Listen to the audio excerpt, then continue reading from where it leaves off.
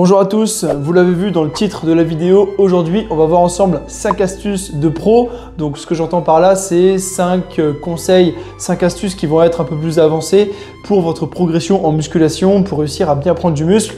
Et ça va concerner le haut du corps. Et l'idée, c'est aussi peut-être de vous proposer des petites astuces qu'on ne vous a pas encore proposées auparavant, que vous n'avez pas encore vues. Avant toute chose, n'oubliez pas de liker cette vidéo, de la commenter. C'est ce qui nous aide vraiment à ressortir sur YouTube, donc n'hésitez pas. Et bien sûr, à vous abonner en activant la cloche. Et on est parti directement.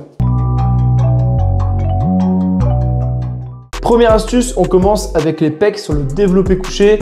Et l'astuce que je vais vous conseiller, donc bien évidemment, on ne va pas revenir sur le placement, mais on va se servir tout simplement, donc une fois que vous avez votre position, on va se servir en fait de la barre pour essayer justement d'écraser au maximum les omoplates. Donc en gros, dès que vous déraquez, vous allez prendre votre barre et vous allez vous servir du poids de la barre pour essayer d'insister sur le fait de serrer les omoplates, ce qui va ensuite bien placer vos épaules en retrait et ce qui va vous faciliter le recrutement du grand pectoral.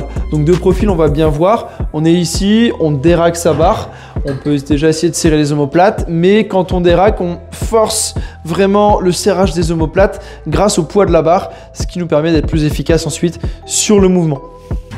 Pour la deuxième astuce, on va s'intéresser aux tractions, donc l'entraînement du dos et des grands dorsaux. Donc là, on parle de traction prise large en pronation. Donc lorsqu'on est dans cette prise et on vient monter tout simplement. Donc ce que je vais vous proposer, c'est le fait de tourner les coudes pour réaliser deux choses. La première, donc en faisant cette rotation externe de l'humérus, vous allez préserver et donc protéger vos épaules parce que si vous ne la faites pas, vous allez trop ouvrir les coudes. Or, on veut justement que les coudes rentrent un petit peu de manière justement à protéger l'articulation de l'épaule. Et le deuxième point, c'est que en ayant ce mouvement de rotation, en faisant comme si vous vouliez casser la barre, on va dire, vous allez tout simplement engager davantage le grand dorsal. Donc en position de départ, on va essayer de tourner les coudes pour faire comme si on voulait casser la barre. Et là, on peut bosser sur des tractions de qualité qui vont parfaitement engager le dos.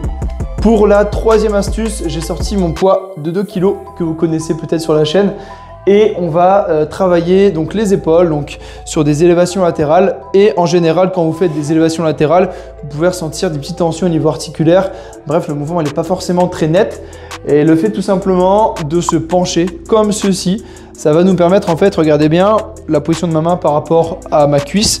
Là, j'ai la main collée à la cuisse et si j'effectue ce petit mouvement de décalage, je vais tout simplement démarrer le mouvement avec la main espacée de la cuisse.